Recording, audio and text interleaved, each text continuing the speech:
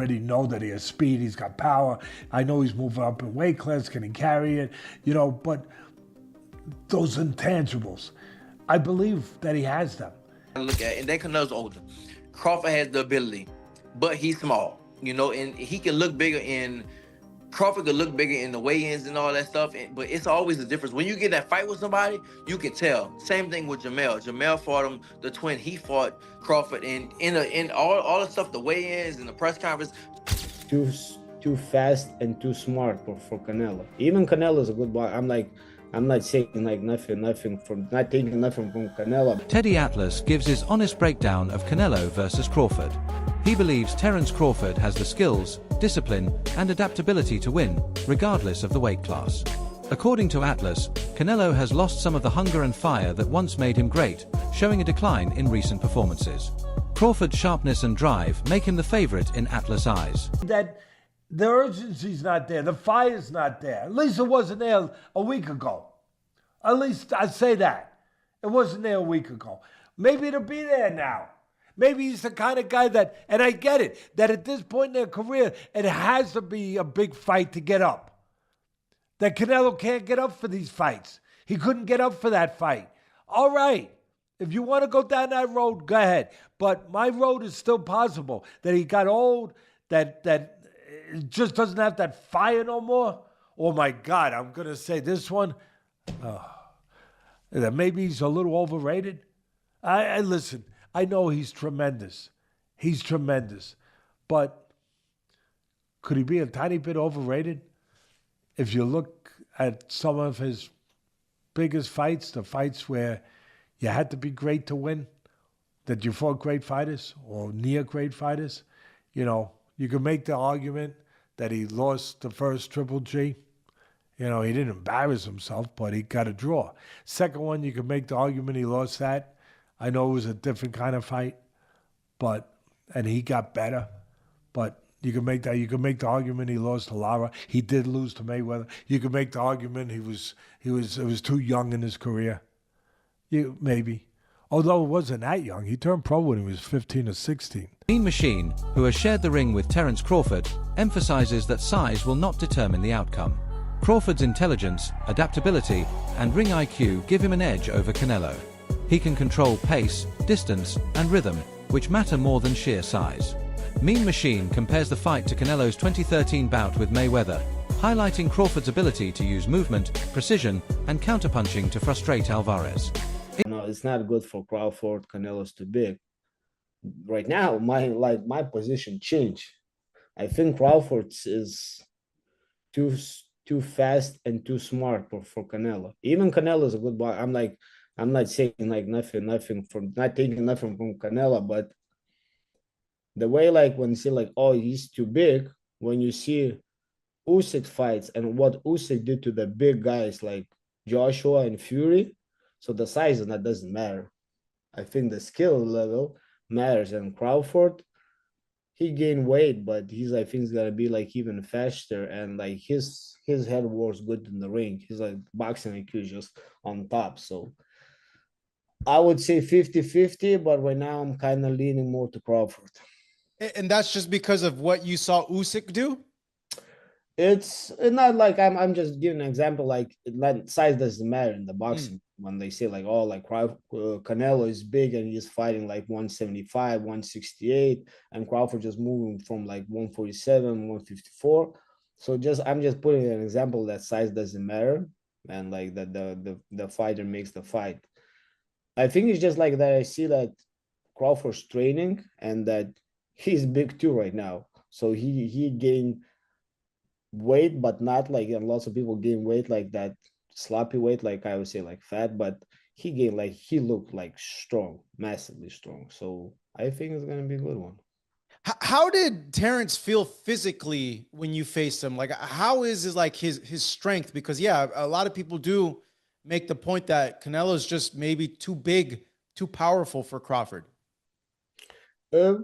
Crawford, I wouldn't say like his punches was like super strong, but his timing and accuracy is what makes difference. Regis Prograis offers a contrasting view.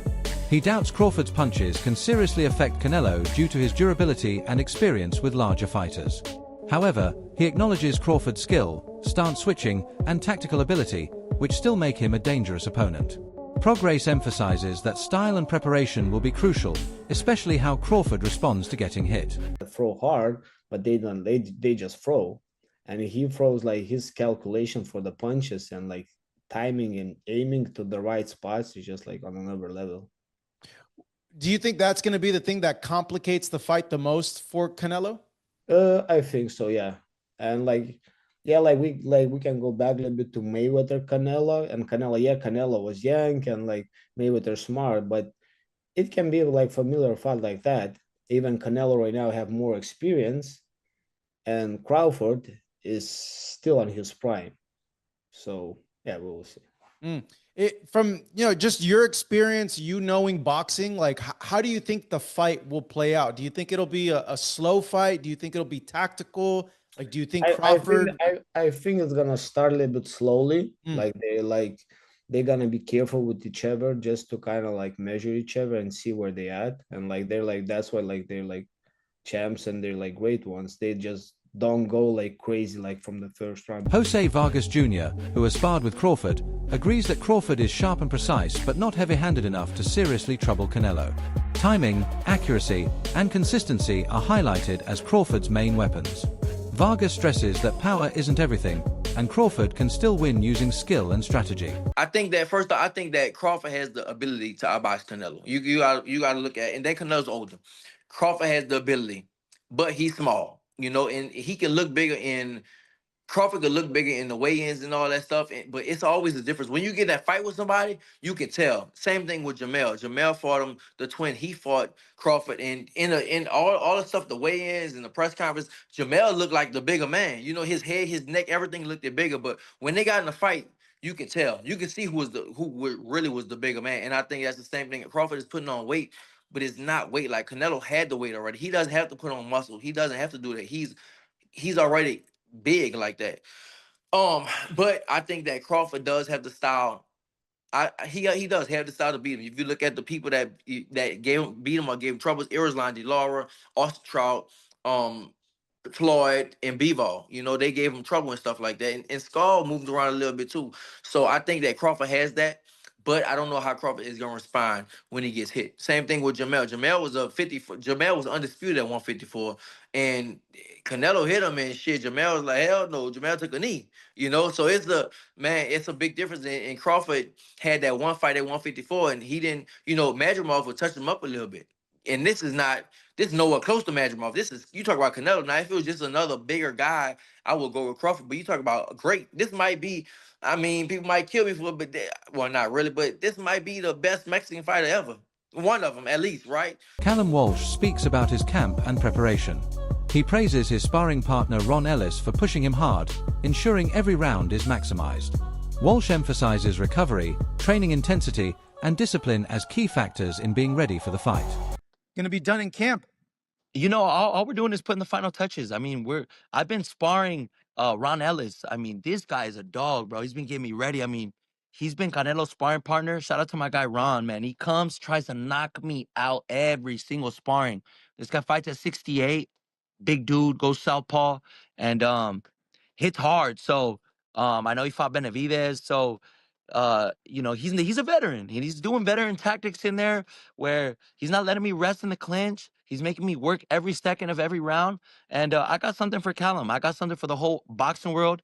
And I feel you're just as good as your preparation. And we've been doing the road work. We've been doing the mountain work. I've been recovering hard. I've been getting my rest.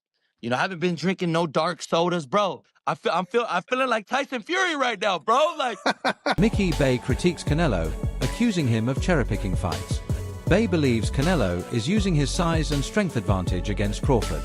Yet, he admits Crawford's intelligence and adaptability could still turn the fight in his favor. That size comparison type of a thing to make it seem like it's not a type of cherry pick that he has to go up into this battle. Oh, he a lot bigger. See, people looking at height. Height don't got nothing to do with weight and where you've been fighting at. Like, Terrence put his weight on. So it's a difference. No, Canelo's a lot bigger, like hands down. Like just mass, as far as mass, he naturally that thick. You know, he got to come down. Terrence, just because your weight is up there, that don't mean that. That's like putting a dude Benavidez as a heavyweight. He might walk around at 205 or whatever. That don't mean he a heavyweight though. So Canelo was by far the bigger man. We didn't seen him hit. We didn't seen him hit dudes 6'3", 6'2" in the arm and hurt him. Like he didn't hurt Kovalev light heavyweight. So I mean, didn't he have a light heavyweight title? Well, when he fought Kovalev, Just period at light heavyweight. Didn't Canelo win the light? Did he? no, he just Kovalev. That's it. Oh, okay. Well, he might only fought there a couple times, but the fact that he fought up there though, and he fought way up at light heavyweight, but he been at super middleweight for a minute, so he the bigger guy for sure. So really, he got to hurt Crawford, or he got to get his major respect. He got to get his major respect to make Crawford feel like he got to survive. If he can't do that, then he probably ain't gonna win. Do you feel like you was talking about Crawford? He needs to poke his way out of this fight, right? We've seen that, Crawford's been lined up by lots of fighters. Not Errol Spence, of course, but other fighters that was able to line up with shots that don't necessarily hit like a Canelo. Now, Canelo gonna line you up regardless, right? Tom Lafleur focuses on the spectacle of the fight. He highlights the global fan bases, marketability, and historic significance of Canelo versus Crawford. Lafleur emphasizes that the fight transcends pure competitiveness, appealing to casual audiences worldwide. Actually being in the ring on such a high-profile show, it's huge. It doesn't get any bigger than that, and you got to give credit to both guys. They're both very confident. They both have very passionate fan bases. Callum, having fought in Dublin, packed the arena out there, the 3 Arena, having fought at Madison Square Garden 3 times, fought in Boston, and then Fernando Jr., from one of the biggest boxing named families, in the history of boxing. He's going to bring out a huge fan base. So it's a really exciting addition to, such a big show that like I said, doesn't get any bigger than that for sure.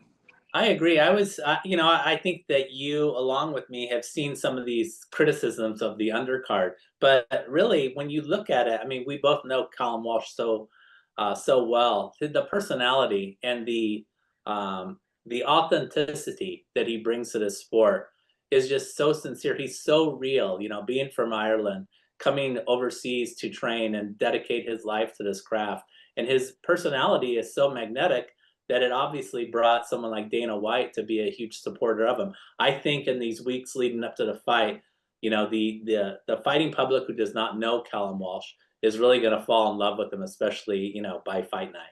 Dave Coldwell discusses Crawford's versatility, noting his ability to fight both orthodox and southpaw. Footwork, ring movement, and maintaining distance are stressed as keys to winning against Canelo. Coldwell argues that discipline, IQ, and mobility are more important than power in this matchup. And Benavidez Jr., Canelo, would have mopped up all of these dudes, bro. Would have mopped up all of these dudes. Like, when we're coming out and saying that this is a complete mismatch and this is a joke and this is a fantasy fight, you know what I'm saying, that Turkey Al-Sheikh dreamed of, and we know he's a big Crawford fan, knowing, the level of star power that Canelo Alvarez has, and he had the bag to make this fight happen. It doesn't mean that it's a logical fight for boxing, bro. At the end of the day, man, you guys tell me if Terence Crawford would have beat Triple G. Tell me if he would have beat Billy Joe Saunders. Tell me if he could beat Bivol, even though, yeah, Canelo didn't beat Bivol, but tell me if he could have beat a Sergey Kovalev. And the other loss Canelo has to Mayweather, man. Crawford, nobody in the world, I felt, could have beat Mayweather in the height of his career, bro. Tell me if Crawford, bro, would have just flat out went in there and beat a guy like Miguel Cotto, Daniel Jacobs. You know what I'm saying, bro? Like, it's the level of competition that Canelo faced, man. And these dudes that he went in there to beat. Terence Crawford is nowhere, has fought nowhere near the level of competition that Canelo Alvarez has fought. And I've had some comments talking about, You know, you talk about we're going off of our emotions and you're going off of your emotions. You're not giving no facts, bro. Like, this is all facts right here, bro. The fact of the matter is, bro, Canelo Alvarez has fought at light heavyweight. The fact of the matter is, Terence Crawford has only fought once at 154 pounds. And the fact of the matter is, he was getting touched up by those right hands all night, bro. By Majumov. That's the fact, bro.